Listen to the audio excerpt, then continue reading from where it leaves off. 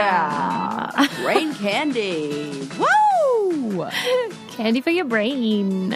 Yeah. The brain candy. The Candy Meister with Susie Meister. Right? The brain candy. It works.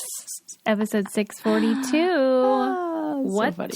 the hell is new with Sarah? What's new? What is new? Nothing much. I mean, just like enjoying the final days of summer. Yep. Soaking it all up. Mm-hmm. I got my mom here, which is nice because I've got a built-in dog babysitter. That is nice. Does she you gotta do the diaper changes? She does. She My does God. The diaper changes. And she does and I say this about everybody in my family. It's so nice when they come over because everybody cleans like they can't help themselves. Wow. So I think it's what we might do when we like feel out of control in our environment. So we like clean to like feel like some sense of like control. Mm-hmm. And everybody in my family does it. So I love when they come over because I always end up with a really clean house. Wow. And like, I do not know what they that clean is up like. after themselves and then some. Gosh, that sounds very great. nice. Yes, especially my brother Luke. Shout out to Luke. You will have a spotless kitchen when he's done. Dang. Yeah. I just read this tweet. I'm going to pull it up because it made me. I like the way it was worded, and it was about this very subject. Let me see if I can quickly. Oh, really? Quickly find it. It said, "Every day I clean my house, and every day it appears nobody has ever cleaned my house for a matter of months, and I just want to know what's going on." And I was like, I feel that deep inside. Yeah. Like, because it does feel like a conspiracy or something. I feel like that in my house right now. In my own house. Like, I'm like, how is it just... Because when I go to somebody else's house, I go to Eli's house. His house, so clean. Mm-hmm. So clean. Mm-hmm. Then I'm in my house, and I'm like, why is my house dirty? Is it dirty or untidy? It's more like I feel like it gets dirtier faster. It's just dirt, like dustier. Oh, and I do have a dog that maybe that makes a big changes difference. thing. That I think about that. Yeah, pets really. And I do, and things. you know what I'll never do and ever again in my whole life is get carpet. Carpet is the dumbest thing. Why do we have that? It's the most disgusting thing. That in is the world. the most disgusting thing that has ever existed. We should just burn it all down. What happened? Why are we doing that? I know what you mean though about how if you have carpet, you really do have to have people take their shoes off. It's insane. Like, even though I don't know what gross stuff you stepped in. And then I want to like this morning I went to go roll my back out, because I'm like recovering over here. And so I had this moment where I was like, oh, I don't want to sit on my own floor because there's like 2 dogs in this house. Yeah, and one of them wears a diaper. Well, she wears a diaper so that we don't have any problems like that. That is exactly why. She wears a diaper with high absorbance. So like there's no, and good news, medication is working. For kidney stuff or what? For whatever was going on, medication is working. It's not happening. I have not one time had a wet diaper. Oh, okay. Since she came back. Okay, good. Doggy. Just when that lady is, I basically write her off as a goner. I know. She comes back. I know. She's like a cat that way. She's like, just needed a little pill. Just need a little. I make her lay on her right side, though. I hope the Brainiacs were as enthusiastic about the quinceañera as we were. Oh my gosh. Everybody I've told has been equally enthusiastic about it. Is very into it. People of all, like my mom, and my mom was like, Sarah, it is not just limited to Mexico, it's all of South America. So you have to include other people in this as well. And so I don't know, Did she mean invite like, yes. them to the party? No, like, because I was saying that, Bo's from Mexico, and she was like, and I was saying, I don't know what I was saying to her. I think we were just specifying that she's not she's not a United States citizen. Yes. She's an illegal alien. Yes. And she's very... she has her papers. There's documentation. Okay. Right. Yeah. She's just a, what do they call that? Immigrant. Yeah. Like Adam. And yes, exactly. And Adam's test was probably a little bit harder than hers. No, because Adam didn't take a test because he's not a citizen. He has a green card. That's right. Yeah. So if he makes one false move, we're fucked. He's out of here. Yeah. Nice knowing you. Yeah. But that is weird because whenever we were going to have him become a citizen, but really the only benefits are voting. And there was some other dumb thing. But he would have to revoke his British citizenship, and I am not doing that. No, because we they don't get want to free do that. health care. God forbid. No, we are he not ever doing needs that. it. We're keeping that. Oh, yeah, we're keeping that. Come on now. I mean, we, like I'm involved in this. Yes, that's why I was excited for Lincoln to be a dual citizen. Yes. Because if he does need health care, he can go. Yeah, he has a passport from England and America. Look at that little guy. I know. It's the coolest thing. That's I tried to tell him, like, it's going to get him a lot of, like, chicks interested. Totally. I think, because, like, that's super cool. It is super cool. Also that his mom and mom's friend / aunt. I think it's kind of, I don't know how I feel about that when people call, like, aunts that aren't aunts, but, you know. It's or sweet. make them do it. I don't know. I know what you mean. I wouldn't make him, but I do want him to feel that you are family because you are. Well, he does. He better. Yeah.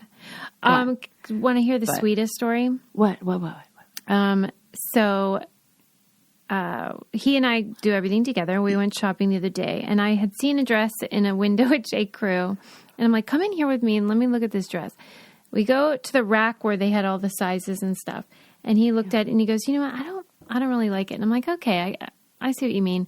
Then I'm like, but let's look at it on the mannequin because it looked better on the mannequin. So we went over the mannequin, and he was like, ooh, I do like it. That looks really nice.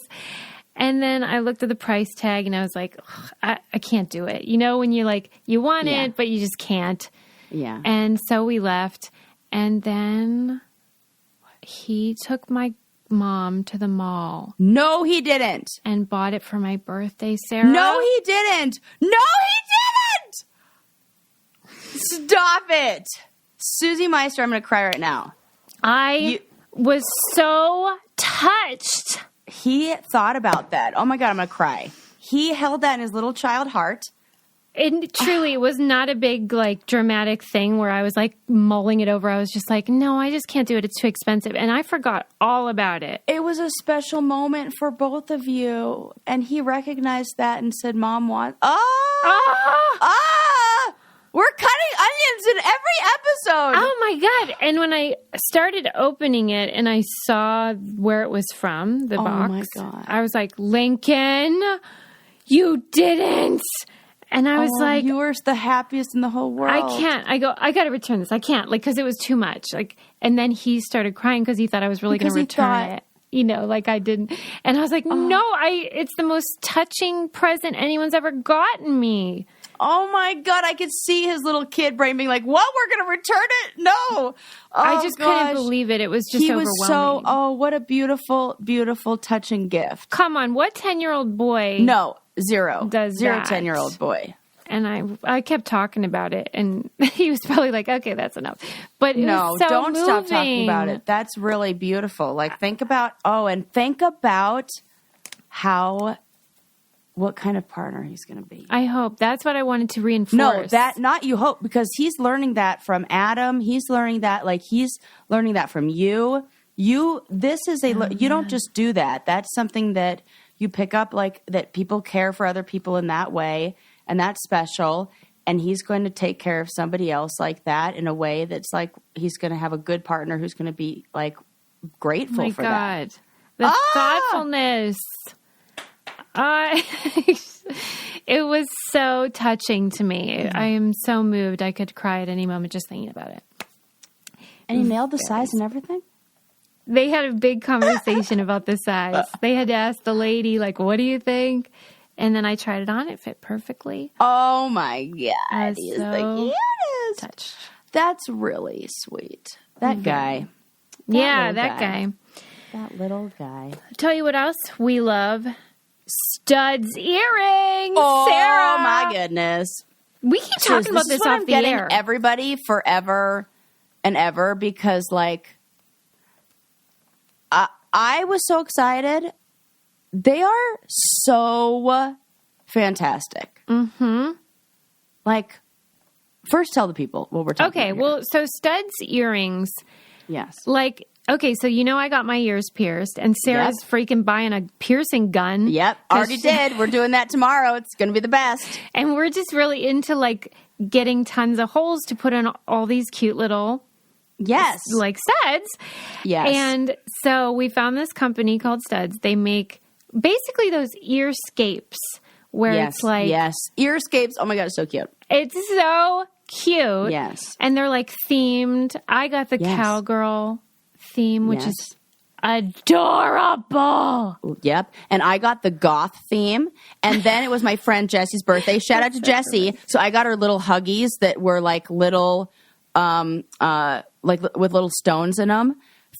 The cutest thing. She put them on and I was like, oh my gosh. They're like dainty and delicate, but also I wore mine the whole time I was camping. Yeah. Stayed in. And perfect. are comfortable. I take showers with them. Like, this stuff does not, my ears are so sensitive to anything. My ears do not turn green. Oh, I'm so happy. I'm freaking obsessed. So yeah. I'm getting more piercings. You can go to Studs and get pierced also. Their locations, which is super cool. But their collections of earrings are just great. And they look even cuter in person. I was so impressed when they came. Yeah. Yeah. Because then I bought another pair and I wore it and I was like, different kind of gold, different. Yeah, duds. These are nice. And they're like, right. There's like weight to them. You know what I mean? I like that. You want studs, not duds. You know what I'm saying? Yeah. Oh, I love that. Really cute and affordable. Right now, Studs is offering our listeners 20% off your first purchase with promo code BrainCandy. Go to studs.com and use promo code BrainCandy for 20% off your first purchase. That's studs.com, promo code BrainCandy. You will love them. You're going to love them. They're so cute. And they stay. The little clips, like, they stay. What are they called? I Huggies? did everything. Yeah, Huggies. Yeah. They're so little cute. hugs for your ears. Like, yeah, we love they're hugs. so cute on the second hole. I'm serious. I'm wearing them right now. You can look. Okay, yeah. If you're on Patreon watching the video, you can see That was some my of little Sarah's. huggy. And then here's my little goth knife. I think it's so funny that you got... That's Tuesday's Sacrifice got a new earring. Yeah, she did. Okay, moving on, because I don't want to keep crying about I know, I'll talk about motherhood earrings for or friggin' whatever. forever. Or that. Let's start... oh God. Remember how I think it was last year I watched the Woodstock 99 documentary that was on HBO. Oh, Susie. I can't. Are you talking about the new one that just came out? Yes. Susie. The new one's on Netflix called Trainwreck. Did you watch it? Yes. Nightmare. Trainwreck. Total. Dude. What were your thoughts? Because you hadn't watched the other one. No. Okay, tell me what you thought. So, this was the Fire Festival, if it actually happened in like some weird way. I feel like, and if Fire Festival were like a little more organized, this would have been the result. I think what is really sad to me is that the people who were really responsible for this like downplayed the severity of it so much. I think that like I feel like I may have been doing doing stuff around the house and missed some of it. But did they touch a lot? I feel like they didn't really touch on the sexual assault Correct. part. Okay. That was it. So that's the part that I felt like was missing in this because like it was under discussed. It really wasn't focused on. And I felt like there was a lot of discussions on the conditions, which were horrendous, and they were even worse than ever imagined. Than I had any idea. Oh, just the idea. Oh, Suze, it really was like the perfect storm of shitstorm, a hellish experience because everything was sort of set up to be terrible. Some of it was in their control, and some of it wasn't. Like the heat wasn't. Anybody could prevent that, but they're on asphalt, so they're just baking. Then there was no water, and to get water was like $50, Insane. in order to get enough toilet water. situation. Then, because they didn't have showers and water, they broke that pipe, which then ran into the porta potty area, and they were swimming around in shit. Oh my God, it was so gross. At this point, I believe I had sat down and like had a little snack in front of the TV, and I was like, nope, not anymore. Put that away real quick. I was like, can't eat to this.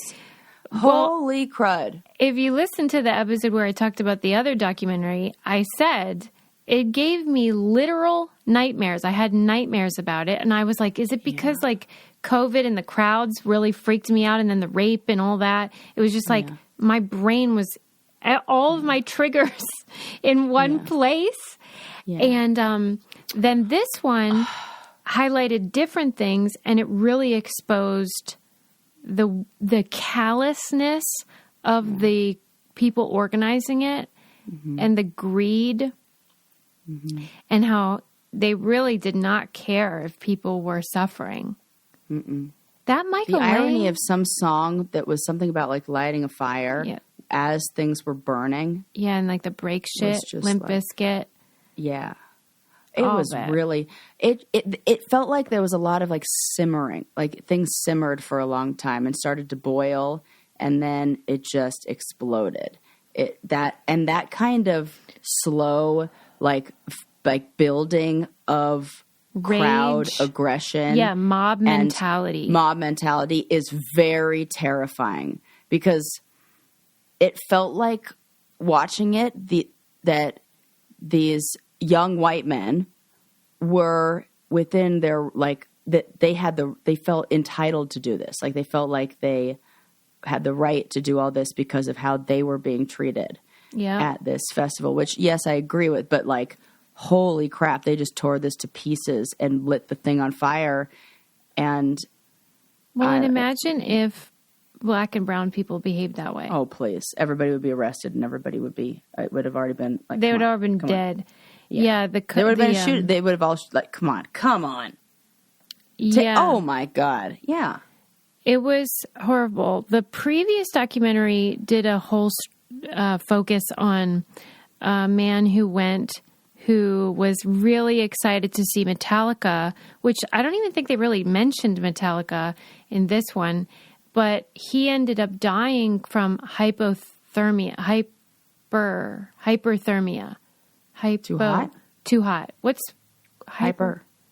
Is hyper, yeah. Hyperthermia. He got overheated and died.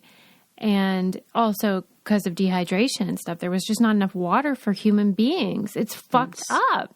Really fucked up.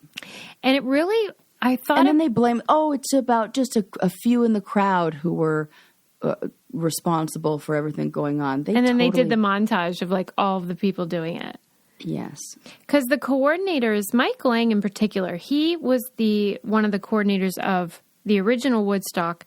And here's why I think this is relevant to Brain Candy. This is a perfect example of someone who their sort of their peak in life then became their identity. And that guy just could not let it go. He was obsessed with recreating what happened in 1969. And there is context that is missing from the ones in 90 and then 90. It was 95 and 99. Then they didn't say this, but he tried to do it again in 2019. Oh. And they couldn't get financing. So it didn't work out. Surprise, surprise. Yeah.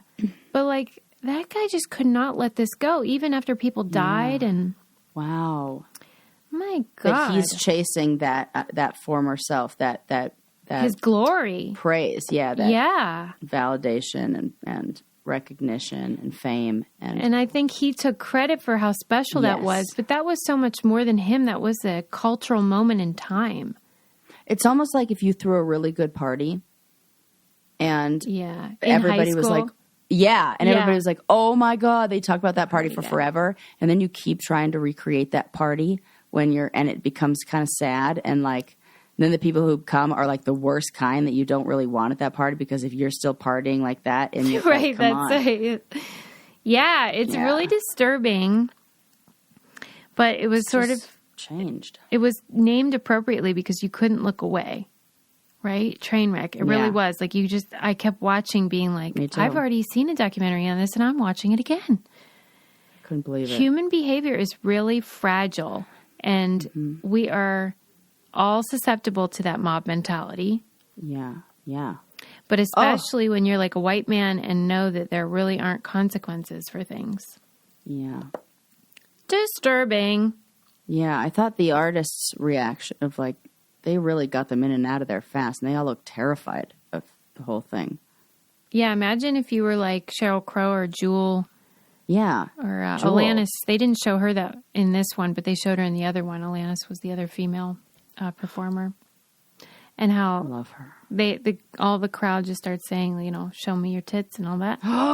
No, they didn't. Oh, yeah, to all of them. Cheryl, Jewel, and Alanis. It was just like, show me your tits. That's all. Like, why?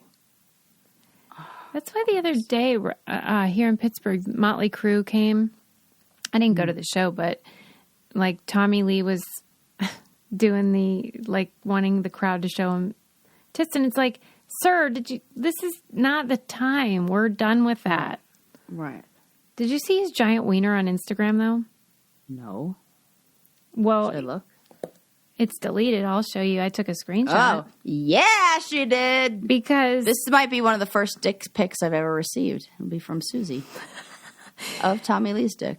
Okay, let me find it. I keep showing it to people. So funny. Because I do find it really funny. The caption just said like whoopsie, which cracked me up.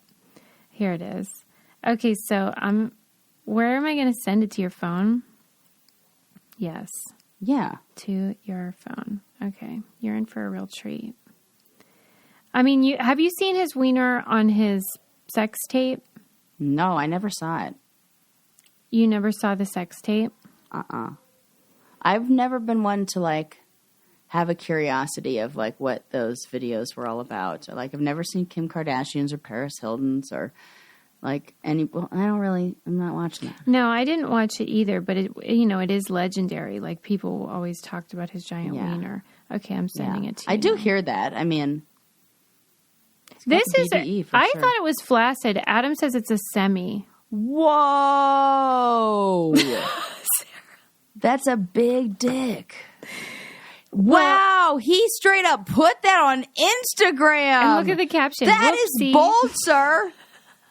That is bold and bold. Okay, zoom in. Do you think that's a wax job or a shave going on? Oh, shave. Do you?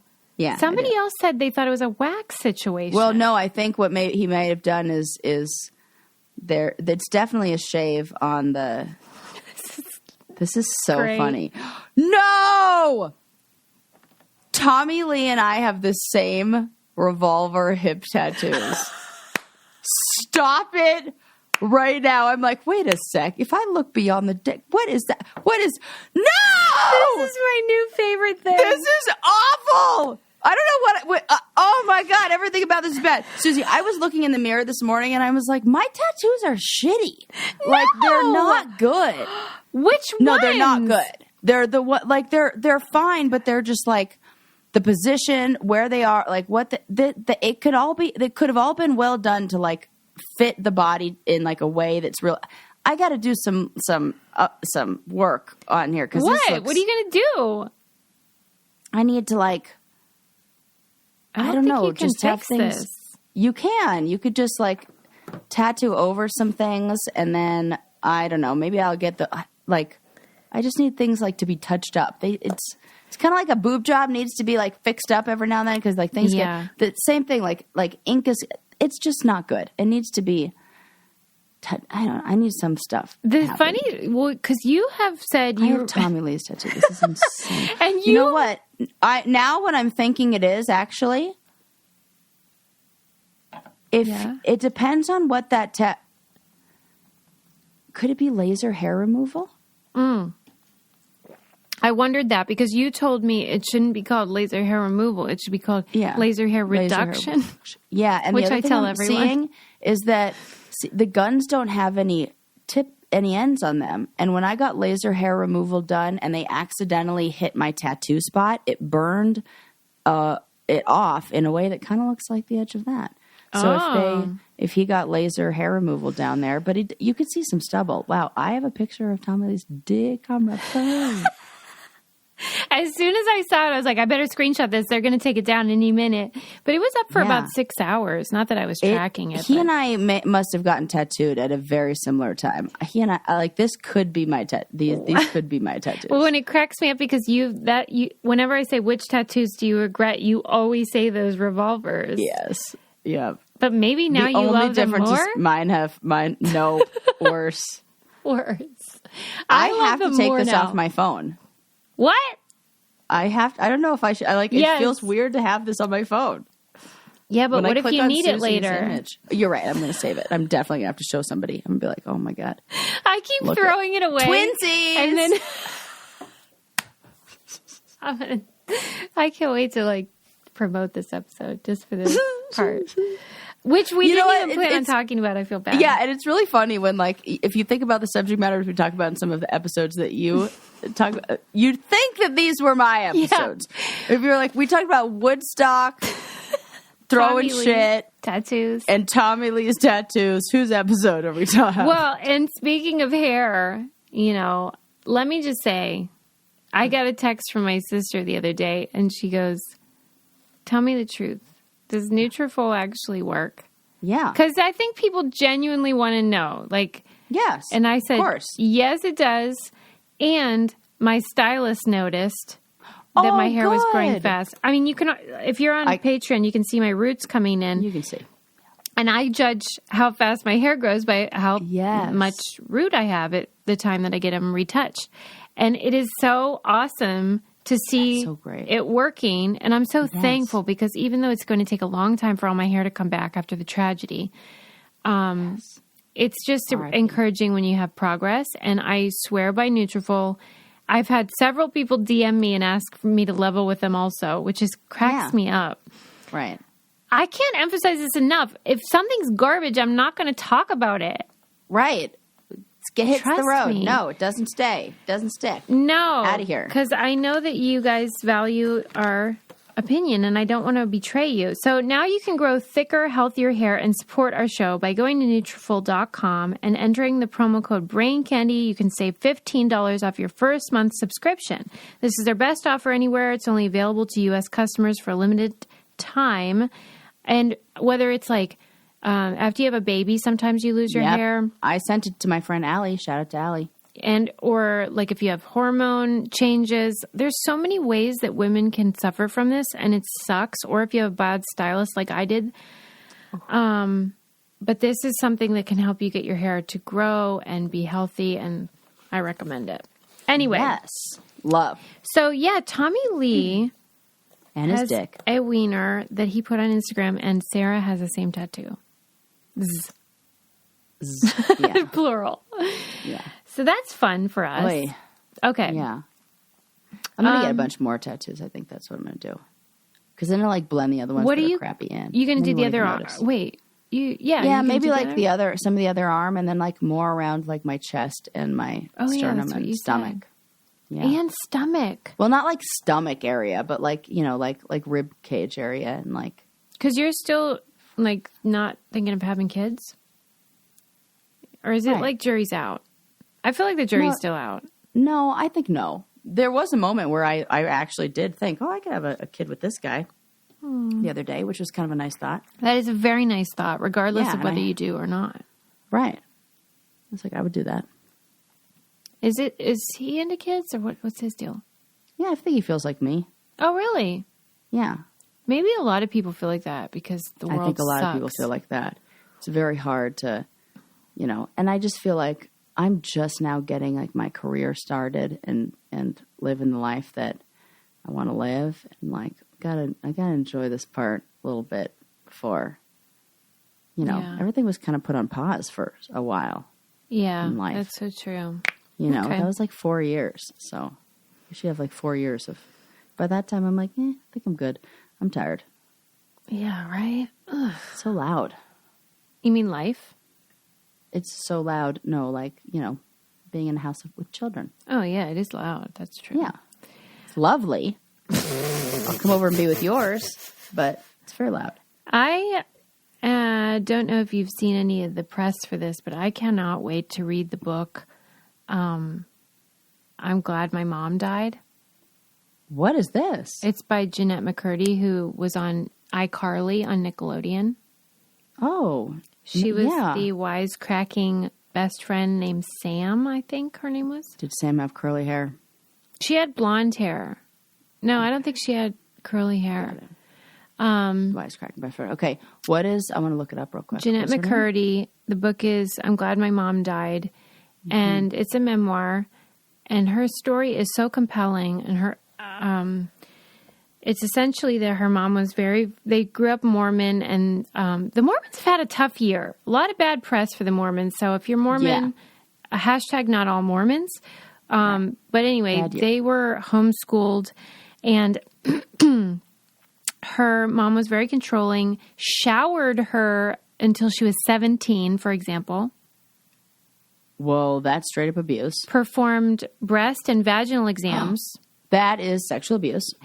And yes, and taught her at the age of 11 calorie restriction that caused anorexia that she could have died from. It was so severe. And the mom died when Jennette was 20, I believe, 20 or so. Yeah. She's now 30, and so she's done all this self-work to recover from parental abuse. Like a good book. I'm going to choose it for book club because even though that's an extreme situation, I think it's relatable in a way. Yeah. Because Jennette is so astute and self-aware, and she's so smart. And so she was able to sort of like recover and heal through reflection and the work that it requires. And puts it in a way that shows how we can all be beholden to our parents. Yeah. And the ways that our parents throughout our lives continue to sort of like, what's the word? Affect our decisions and choices and feelings about ourselves. And hers is just an extreme example.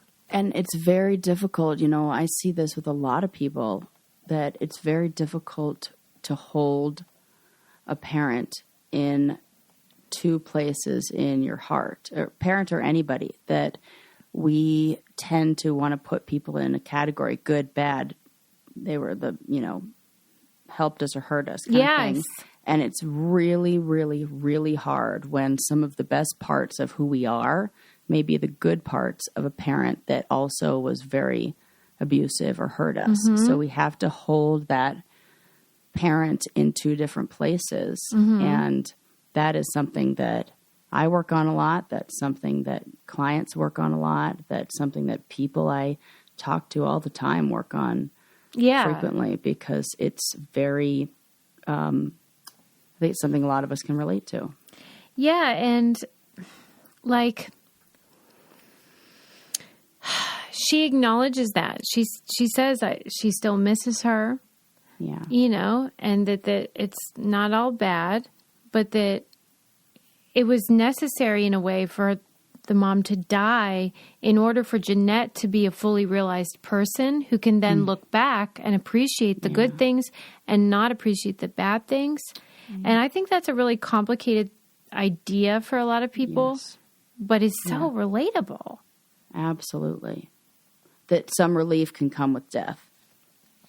And I think people then have the good old feelings about the feelings when they feel guilty about that. That's what she said. She said that exact thing, that right after the mom died, she was devastated because who is she without her mom? She was reliant on her by design.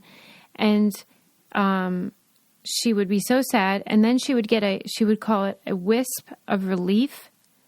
And then she'd feel guilty about the relief. Yeah. Right? Which is so relatable. Yeah. And I just want to remind everybody that feelings are just feelings, and we're supposed to have those. They tell us information about what to move towards and what to move away from. So those feelings are not something that you can control, or not something that is like, oh, if only I thought about him or her better, or only if I were different in some way, I wouldn't have this feeling. No, you're going to get, when your body senses that it's not going to be in the same kind of pain, or not going to be exposed to the same kind of whatever it may be, like same kind of hurt or trauma or whatevs, it will naturally feel a sense of relief. That tells you, like, you move away from that thing that's causing you pain. It's a reminder of, like, what to move towards and what to move away from. Feelings. It's so hard. It's so complicated and so hard. But we just have to not judge. Again, we just don't judge the feelings. The feelings are all part of the human experience, and just have compassion and understanding, and try to kind of like zoom out on the feeling rather than try to like zoom into it, I guess. She also talks about on Nickelodeon, the since shamed showrunner Dan Schneider. He ran a lot of the shows on the network, and if you saw him, you'd recognize him. He was like one of the biggest names in children's TV, worked on All That and Kenan and Kel and all those shows. Oh, yes. But I do know who this is. He was fired for basically being inappropriate. And yeah, he started as like a child star, and like he stuck. Yeah. And on YouTube, you can find this, there's like montages of all the shows that he directed or created or produced where the little girls were showing their feet, like entire episodes about feet. He would, and then what on Twitter, he would, later, he would be like, send me a picture of your feet with your name on it. Like, he was open about being obsessed with feet. Hey. Oh, that is very uncomfortable. She said that he offered her alcohol and, would like rub her back, and other people experienced worse things than she did even, but he's a complete creep. He is a creep. And I was thinking about how, like, television is such a weird thing for children to work in, because it's a bunch of people, from my experience, who never grew up. Mm-hmm. Forcing kids to grow up before they ought to. It's such a weird dynamic. Do you see what I'm saying? Yeah, but I wonder about the females in these roles and how they would be different. You mean hypothetically, if there were? Yeah. Yeah. Because I can't think of any. So fucking sad. Right. Like, because I think about like the Gina Davis project, or what I don't know if that's what it's called, but like the thing that she's working on. Yeah, for equity. And I wonder about how, if these things are as, I don't know, noticeable or present on shows where there is a balance of women on staff. And well, I mean, Jennette's like, we really need a child psychologist on every set. No shit. Like, this is so obvious. This is very obvious. Mm-hmm. That like that is now a really good idea for a job opportunity. Yeah. That is a great idea. You are just a consulting child psychologist. Be like, this ain't right. What? Hang on a sec. You mean to tell me that you do any fucking TV show that's like a Law and Order, and they got a criminal consultant who's like, yeah, that word is right, that thing is right. You have somebody who's on a medical drama. They have a doctor there who's like, yeah, that's how you do it. Those are the right medical terms. But you do a children's show, and you don't have anybody there who's like, yeah, this could all be not okay for. I never thought about who's controlling this. Yeah. And she said, even just the concept of like your psychology as a human being is different make money. than the psychology of the character you're playing. And that can be confusing for a child. And somebody who knows could help them navigate the complexities therein. Mr. Rogers was the only one who did it right. And because he explained it and showed us all. I'll tell you something that's great for kids of all ages, and that is the Backbone device, which is so fun. Oh, yes. It is so cute. Yeah. There you go. This device that you can put your phone into. It's like connects in there, and then you can turn it into basically a personal portable gaming device. Gaming console, yeah. Gaming console, wherever you may be. They just released an official licensed controller for PlayStation, Backbone 1, PlayStation Edition. But basically, it's just like super fun. If you or your family is into gaming, they will love this. Lincoln and Adam love it. I am not a gamer and completely am illiterate when it comes to like knowing how to use controllers of any kind. But I see the joy on their faces when they are using it. Like you can go to the App Store, and you can play all the different games that they're already playing, but just on this portable device. Yes. Go to playbackbone.com/braincandy now to order your Backbone for a limited time and get free access to over 350 console games and perks. Backbone is now the official partner of Diablo Immortal. Not only is the game specifically optimized for Backbone, but you can also receive $10 off in-game perks. Find your adventure at playbackbone.com/braincandy. Such a great gift for kids. Trust me, or adults. Yeah. Kids, and who knows what to get kids these days? That's a great one. Yes, it's so fun, and I just think it's so great, and they love it. So do it. Yeah, so that's a downer because, my God, it's so simple. It's how we feel about the challenge. We're like, they could remedy our gripes real easy. They just choose not to. And I also feel what you were describing earlier, how you have to separate, like, sometimes the parent that's abusive is also one that provided some really great things for you. Yes. Same with like the challenge and the shows that we did. They were imperfect and they caused some distress and trauma, but they also provided really great things too. And those are not mutually exclusive.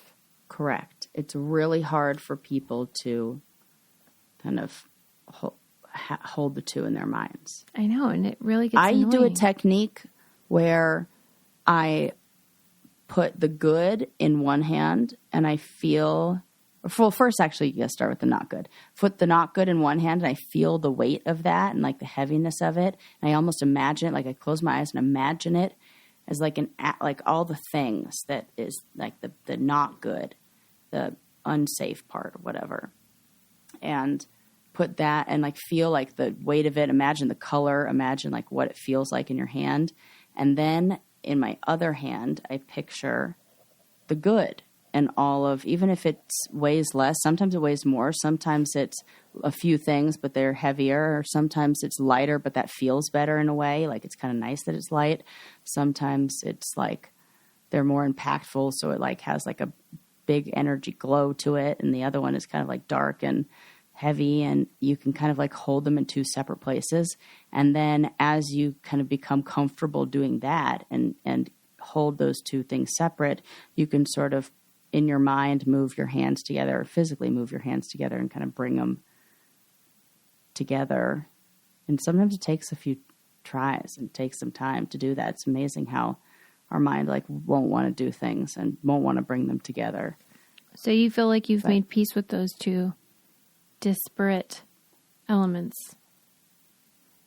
I mean, more like accepted that there's human parts to everyone and kind of understand. I think with everything I try to zoom out on things and understand what happened to you. And if you can understand what happened to you, then you can understand. And then you ask what happened to the person who did those things to the person who did those things, the person who did, because, there's usually a lot of compassion that can be had, but also accountability and like understanding what can be learned and how to kind of recognize those not good parts in other people while not ignoring or shying away from the good parts, in other people. That one thing, because sometimes like you meet somebody and they have the good parts of somebody that you don't like. Yeah. And it's hard, and you can almost like reject that person because they're like, oh, you remind me of this person I don't like, but those are the good parts. But if you can kind of accept those two different sides and hold both places in your heart, then you can be more, I don't know, like less rejecting of people who remind you of people who are not your favorite. One thing that inhibits some of my ability to make peace with the show stuff is what we were describing with Woodstock 99 with regard to the creator of it, the organizer. Yes. I feel towards the head of Wiener, John Murray, who I really like. He's like a nice enough guy to be with and stuff. But I think these shows are so important to his own sense of self-worth and importance in the world that he finds it clearly impossible to reconcile the bad parts and like the complaints that people might have with the good that it's brought. Yes. So he is very much like the guy that did Woodstock 99. He'll like focus on like Pedro Zamora and look at what the progress we've made with the gays and whatever. Okay. Well, what about the dead people and the rapes and the whatever happened because of the show? Are we, correct? Maybe we could just acknowledge both parts first and maybe make some changes to improve the quality of production and the safety of it. You know what I mean? Yeah, I do. I think he almost has the reverse thing where like, you can't hold somebody it's hard to like recognize the good in somebody who did things that are bad to you. I think with him, it's hard for him to recognize the bad in something that did so much good for him. Yes. And I feel that way. It's not just him, actually. It's a lot of the people that work on the show where they insist that we ought to be grateful without any complaints or suggestions for improvement. Can you imagine any job like that? Right. Why would that be true? Right. I can be grateful and be like, okay, but I have a note. Right. Right. A few. Whatever. Especially about aftercare still. Yes. Truly, it wouldn't even cost a lot of money. It's like they just don't want to admit it because it would ruin their mythology. But now other shows are starting to do it. So I wonder if it's interesting that it's like they were the first and they kind of like set the standard. And because that wasn't included in the standard, they are not willing to change or update theirs. But now these new shows are coming out, are recognizing that is important.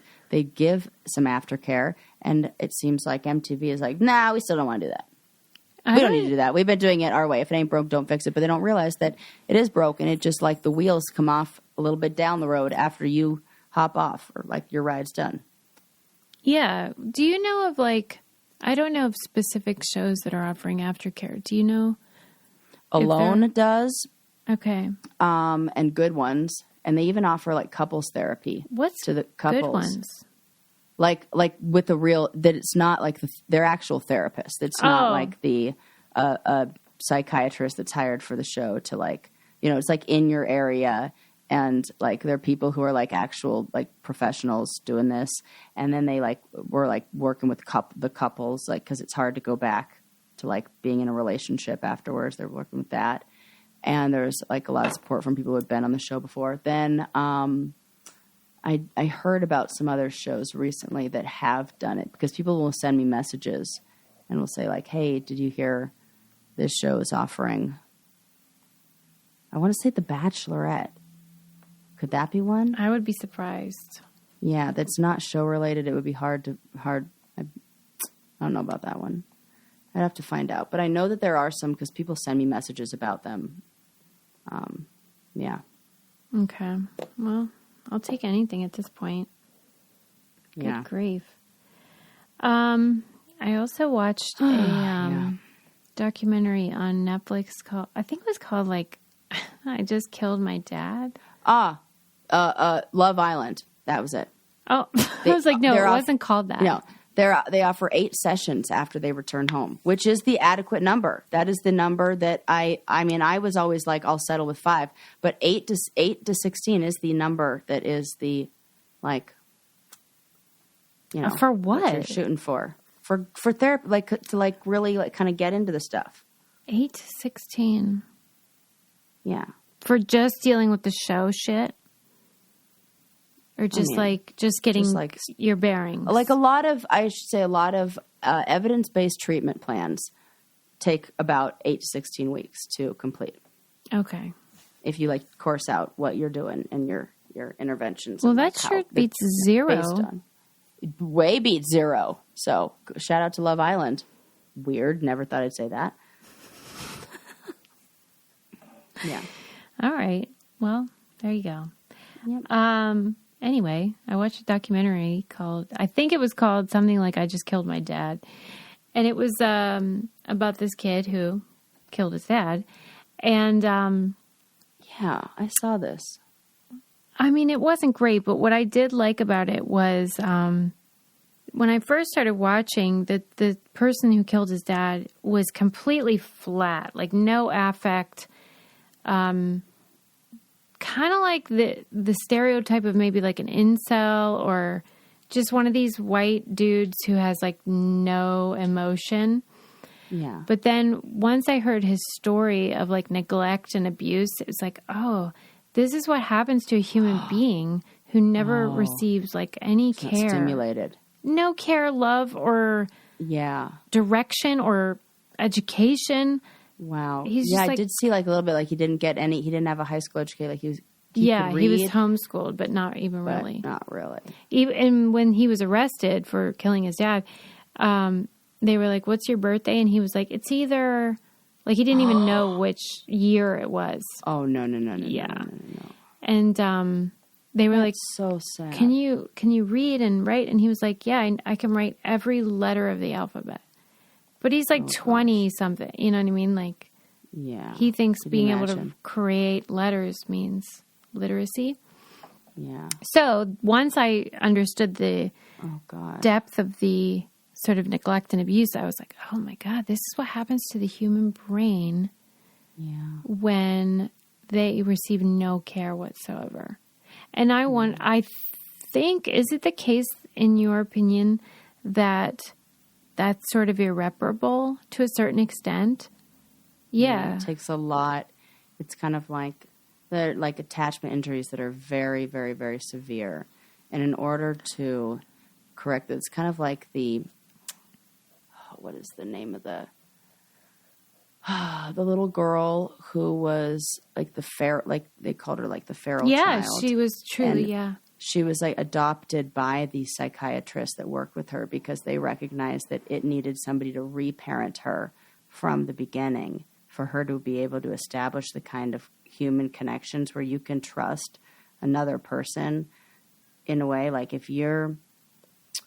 kind of like, I talk a lot about how your brain has like a file. Your brain is like a file cabinet, and it creates these files for different experiences that you have. And if your file for people is super unsafe, definitely going to hurt me, not going to meet my needs, you start meeting your needs in your own way. You start recognizing that you learn that people are dangerous and people are not to be trusted. And that is the opposite of what we are like kind of designed to do. We're supposed to be connected and learn that we can trust our caregivers and form healthy, close, secure attachments. This might sound crazy, but like in this kid's case, he was seemingly in a normal situation. Like he lived in a neighborhood and, like they had computers and TV and stuff in their house. So he wasn't totally isolated from like culture. Yeah. Yeah. Does watching television have any impact on like their understanding of the human experience? I'm sure it does. I feel like we've heard this like anecdotally. Like, don't you like people who like learn about relationships and things like that from, it would almost be the same as like learning it from a book you read. So like, but I don't think, but at that age where you're absorbing the information like that, the attachment injuries happen like that are this severe happen in like 0 to 3. Yeah. When you don't have the cognitive abilities to be able to like make references to be like, oh, those people on TV I'm watching are the people I'm supposed to emulate. Like you're looking to have your most basic needs met through the things that children do to have cry, like laugh, like use eye contact, like use whatever little body you have, like, and when a baby cries and is asking for its needs to be met in the way that it's designed to do, and like we are hardwired to like respond to that and go like, oh, their baby crying, and I don't even have children. I can be like, oh, I know what kind of cry that is. That's a hunger cry. That's a I'm tired cry. That's a fake cry. Like I know all of the cries, and it's like instinctive. And if the baby if a parent doesn't respond to that, then a baby learns that it can't get its needs met from the people who are supposed to love it. Oh my God, it makes me want to cry. It's so sad. And then it will start to learn other ways to get its needs met. So then it's like when you get like bad behavior, when you get like manipulative behavior, when you get even people-pleasing behavior. I have to do everything for everyone in order for people to take care of me or whatever it is. Like where, like it's very young that this is taking place. This is like 0 to 3, really. So by the time that somebody watches TV, I think that's almost as like it's providing an alternative, and I don't. It probably feels like the way we would feel if we hear about a fairy tale with dragons and stuff. It's like we've heard it, but it's not applicable. It's not right, and you can fantasize about that. And in a way, I think it might make you kind of recognize what it's supposed to be like in this man's way that can make you very angry. In this case, he was in a loving home with his mother for, I don't know, 3 years maybe. But then his dad stole him away. And from that point on. That 0 to 3 was maybe that prevented him from being completely lost. Totally. Because he's still functional. He's just like flat, Yeah. Yeah. Maybe there's hope for him then, since he did have those early years. That's interesting. Yeah. Because that's the real. It's when you're like a baby in the crib crying and nobody comes to get you. Okay, well maybe there's hope for him. Or they show you the wrong emotion. Like when a baby cries, we instinctively respond with like they see a look that says like a care. This person, oh God, it like breaks my heart to think of that a baby just like, when they find the babies who like have diapers that haven't been changed that baby has been crying and then like experiments with different ways to cry. It is the saddest thing you could possibly imagine because your instincts, everything in you is saying, pick that baby up. Like what on earth to me, oh, it's so heartbreaking. Yeah. It was compelling in that regard. I don't know if I would watch it again, but it's interesting. What happened to you, not what's wrong with you. Question. Anyway, let's wind it down. Just end on that nice little note. All of mine were like Woodstock 99, like Tommy Lee's dick. Well, that was It exciting. got real dark, though. I got a dick pic today. Yeah. All right, well, at least I did that for you. But then, like, I'm glad my mom died book and trauma at Nickelodeon. Yeah, but I think these are real human things that yes, a lot of people deal with. And this is the brain, Sometimes we can't always be candy. Yeah. Candy was the dick. Well, and sometimes your candy, which was like, let's say Nickelodeon's iCarly, Yes. on the back end of it. Oh, Yes. Like yes. there's not. The both. Yeah, it's bad. Bad news Everything. bears. Yeah. Anyway, sorry about all the darkness, but I do think it was insightful and probably relatable to a lot of people who've experienced bad shit, which is literally everyone. Yeah, because, we are not, as part of the human experience. Pain. Ugh.